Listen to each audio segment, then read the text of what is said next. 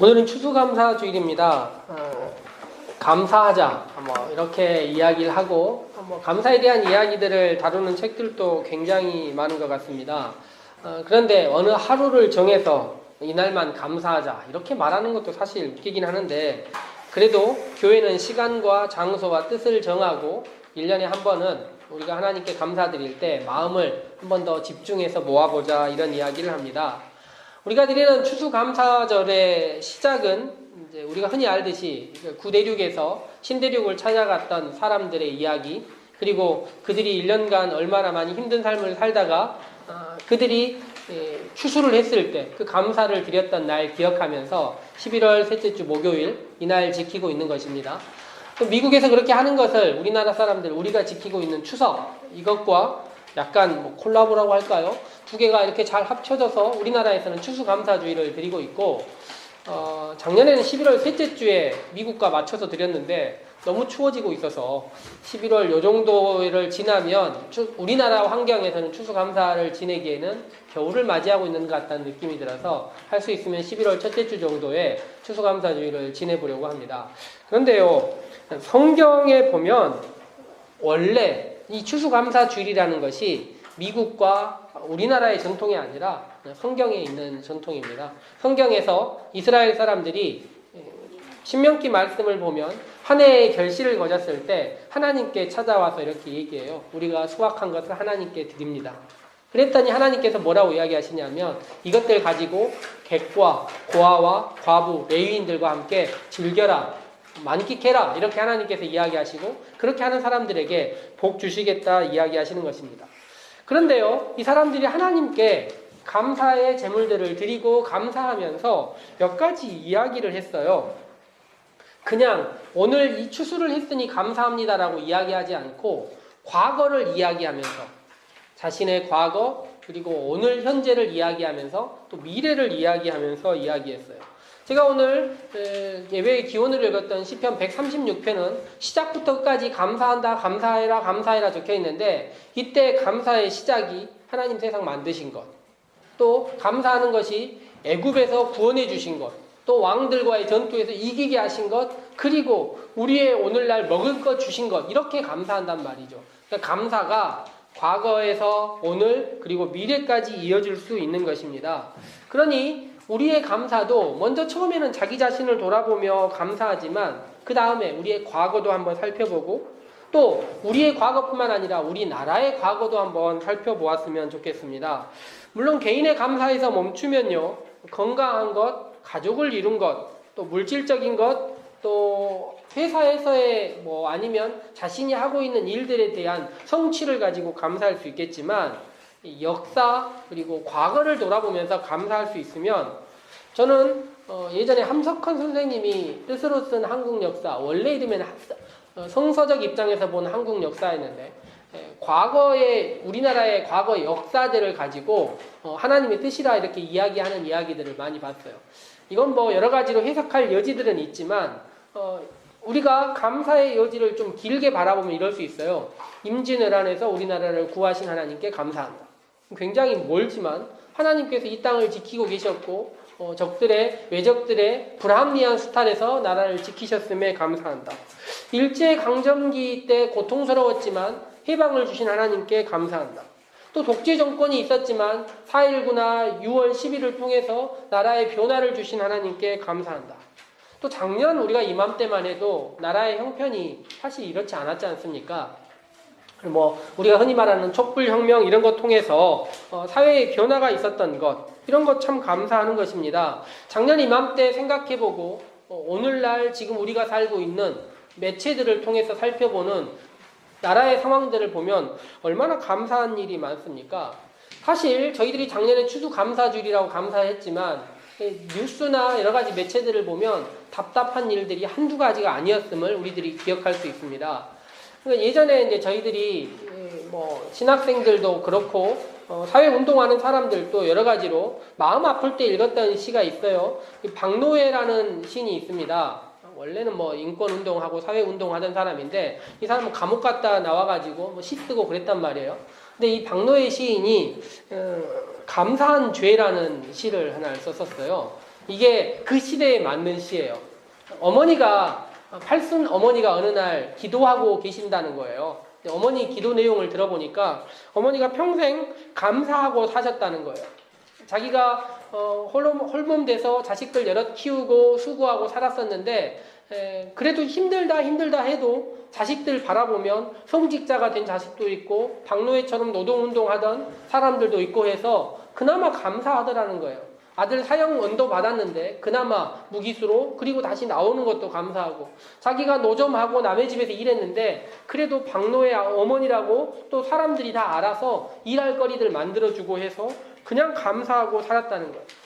그런데 80 넘으니까 이 박노해 어머니가 숨은 죄가 자기에게서 보였다는 것입니다. 사실 노동할 때, 일할 때 단속반들이 자기는 그래도 아는 사람이라고 많이 봐줬다는 것이고 또 자기는 약한 사람이라 다른 사람들보다 조금 더 대우해줬다는 것입니다. 자기 아들 풀려났다고 좋아했는데 풀려나지 못하고 죽은 사람도 많고 아직도 감옥에 있는 사람 많은데 자기는 속없이 감사하다 하나님께 이렇게 늘 고백했었다는 거예요. 감사한 죄라고 어머니가 기도하는 것을 이 시인이 옆에서 들었다는 것입니다. 나라의 형편이 사실 이랬었어요. 1년 지나고 나서 나라에 감사한다는 것이 어떤 것인지 생각하게 됩니다. 저희가 5월 달에 전도사님하고 제가 그런 얘기 드렸었는데 대통령 연설을요 들어본 기억이 없는데 대통령 연설을 한번 들었단 말이에요. 5.18 가서 전도사님하고 둘이 아침에 방송 볼륨 틀어놓고 그거 듣고 있으면서 되게 감동스럽더란 말입니다. 우리나라가 전 세계에 없는 수기민주주의라는 개념들을 가지고 논점이 하나 되지 않는 것 가지고 서로 토의하면서 결과에 순응하는 체제를 가지고 있다. 저는 나라가 점점 나아질 가능성이 있다는 것, 이런 것이 작년, 과거에 비해서 얼마나 감사할 일들인가 생각해 보는 것입니다. 우리 아이들이 살아갈 세상은 그렇게 불합리하고 이룰 수 없는 많은 것들 가지고 살아가는 것이 아니라 성실하고 최선을 다하고 노력하는 사람들에게 땀 흘릴 만큼 보상이 되는 나라였으면 얼마나 좋겠느냐, 이런 생각 해보는 것입니다. 나라에 대해서 이야기했는데 우리 주일학교 학생들의 1년 전만 해도 작년에 찍은 사진들 제가 이렇게 준비하면서 사진을 봤더니 정말 애들이 작았더라고요. 예? 올 초에만 해도 되게 작았어요. 그런데 부쩍부쩍 크고 있는 게 느껴지고 작년만 해도 유한은 꼼짝도 못하고 말 한마디 못 냈는데 지금 보십시오. 얼마나 시끄럽게 해서 결국엔 저쪽 끌려가는 모습이 되지 않았습니까? 여기 있으면 예배에 너무 힘들게 되는 아이들이 됐어요. 내년이면 또 어떻겠습니까? 예? 지금은 중학생 1명인데 내년 되면 중학생이 4명으로 이 전세 역전의 놀라운 형세가 나타날 것도 같고 어쨌든 아이들의 성장도 우리들이 감사할 많은 일들이 아닌가 생각해 봅니다. 그런데 오늘 설교의 제목으로 제가 감사의 발견이라고 적었어요. 최은성, 제목이 뭐라고? 감사의 발견이라고 했어요. 감사란 발명이 아닙니다. 억지로 만들어내는 것이 아니라 이미 있는 것인데 우리가 보지 못했던 것들을 찾아내는 것, 이것이 감사의 아주 중요한 요건이라고 말할 수 있습니다. 시편의 말씀 오늘 우리가 읽었는데요. 저희 어렸을 때만 해도요, 공부한다 하면 공부는 2가지 기준이었어요. 첫 번째가 암기. 누가 암기 잘하느냐? 2번째 이해. 외우는 것. 달달 외우는 게 공부 잘하는 기준이었고 2번째는 이해 잘하는 게 공부의 기준이었어요. 그런데 최근에는요, 공부 열심히 해라, 외워라, 이해해라 보다는 창의력이라는 단어가, 크리에이티브라는 단어가 훨씬 더 많이 나오고 있습니다. 창의력이 있는 학생이 만드는 것이 훨씬 더 중요하다, 이런 이야기를 해요. 그런데 어떤 경우를 보고 우리는 창의적이라고 이야기를 할까요? 창의적이다. 또 한 가지 궁금한 것이 창의적인 건 태어날 때부터 유전적으로 갖고 태어나는 것일까요? 아니면 길러지는 것일까요? 참, 알 수가 없는 것이죠. 최은성, 네. 어떻게 되는 것일까? 집에 가서 얘기해 주도록 하세요. 이제 우리나라는 그렇지 않은데 전 세계에서요, 노벨상 받는다 하면 가장 많이 받는 민족을 흔히 유대인이라고 이야기를 합니다. 유대인들이요, 전 세계 인구의 0.2% 정도라고 흔히 알려져 있는데 노벨상은 25% 정도 가져간다고 흔히 알려져 있어요. 그러니까 사람들이 이 사람들의 유전적인 요소와 학습적인 요소 이 두 가지를 함께 연구해 보려는 결과를 많이 합니다. 그런데 이거 민족성 자체가 달라서 연구하는 거는 책 팔기에 되게 좋은 거지 사실 연구한다고 될 일은 아닌 것 같아요. 그런데요, 제가 성경을 읽다가 보니까 이스라엘 사람들이 정말 창의적인 게 있더라고요. 다른 민족에 비해서 훨씬 창의적인 게 있는데 그게 무엇이냐면요, 감사하는 것을 창의적으로 할 줄 알았습니다. 다른 나라 사람들에 비해서 삶의 형편 이런 거 따져보면요, 삶의 형편은 국민소득이 높으면 삶의 형편이 좋지 않습니까? 근데 이건 보통 지정학적 요소가 지금은 큰 것 같아요. 미국이나 캐나다, 호주나 뉴질랜드 태어나면 평생 행복하게 사는 것입니다. 별다른 어려움 없이. 그러나 보니까 중동의 한 지역에 태어난다든지 아프리카에 태어나면 태어났을 때부터 죽을 때까지 고생인 거예요. 예? 이건 삶의 형편의 문제입니다. 그런데요, 감사라는 것은 지정학적 위치를 약간 넘어 있는 것처럼 보입니다. 이스라엘 사람들도 지정학적 위치로는 최악의 상황 속에 살고 있었습니다. 그런데 그들이 감사하는 이야기를 보면 약간 놀라운 점들이 있어요. 우리들이 시편을 읽을 때 보면 시편을 읽다가 흔히 이렇게 생각할 수 있지 않습니까? 시편은 하나님 찬양하고 하나님 높이고 하나님 세상 아름다워요, 하나님 말씀 너무 좋아요, 이런 이야기들이 가득 적혀 있을 것 같은데 시편에서 읽어보면요, 시편은 아름답다, 찬양한다 이야기보다는요, 오히려 어떤 이야기들이 많냐면 하나님 제 말 좀 들어보십시오. 하나님 제 말 좀 들어보세요. 아이들이 억울할 때 많이 하는 말 아닙니까? 하나님 제 얘기 좀 들어주세요라고 이야기를 하는 경우들이 정말 많습니다. 시편의 시들을 읽다 보면요, 88편 같은 경우를 읽으면 특별히 이런 이야기가 많이 나오는데, 주님께서 나를 구덩이에 밑바닥에 던지셨습니다. 친구들 사이에 다 떼어놔 버렸습니다. 나를 버리신 다음에 주님께서는 얼굴을 숨겨버렸습니다. 이렇게 이야기를 해요. 심하게 얘기할 때 뭐라고 이야기하냐면 주님은 죽은 다음에 기적 베푸시려고 이러고 계십니까? 이렇게 이야기하는 거예요.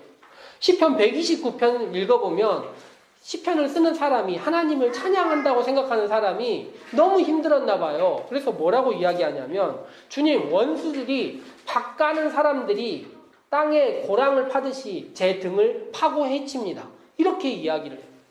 얼마나 힘들고 어려운 상황들이 있었다는 것입니까?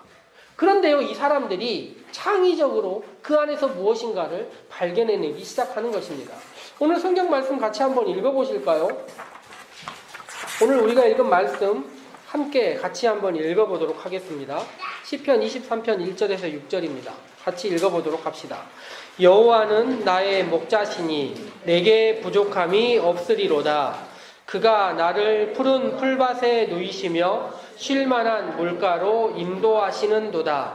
내 영혼을 소생시키시고 자기 이름을 위하여 의의 길로 인도하시는도다. 내가 사망의 음침한 골짜기로 다닐지라도 해를 두려워하지 않을 것은 주께서 나와 함께 하심이라.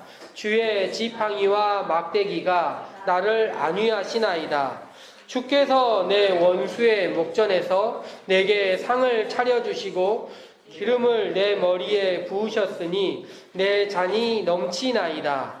내 평생의 선하심과 인자하심이 반드시 나를 따르리니 내가 여호와의 집에 영원히 살리로다. 아멘. 우리들은 시편 23편을 읽으면 참 푸른 풀밭, 맑은 물가 이런 거 있다고 생각하는데요. 사실 상황을 보면 꼭 그런 것만은 아니에요. 이 사람이 이렇게 표현을 했는데 읽다가 보니까 굉장히 힘든 일들이 많았어요. 부족함이 없다라고 이야기하지만 사실 그의 삶이 결핍과 부족함으로 가득 차 있었다는 건 누구나 알 수 있습니다. 그리고 4절을 읽다 보면 사망의 음침한 골짜기, 이름만 들어도 너무 무섭지 않아요?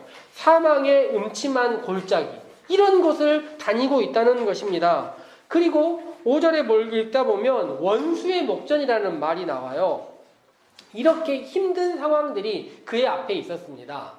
시편 23편을 읽었는데요. 시편 22편을 읽어보면 시편 22편의 시작에 이런 말이 나옵니다.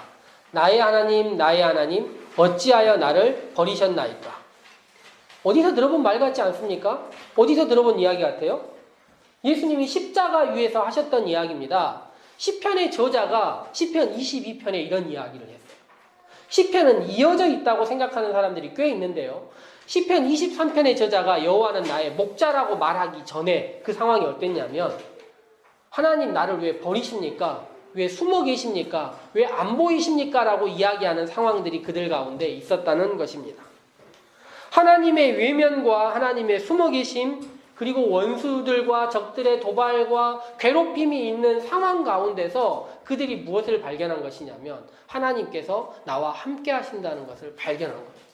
그리고 나서 그들이 했던 것이 무엇이냐면 감사라는 단어를 그 안에서 발견해낸 것입니다.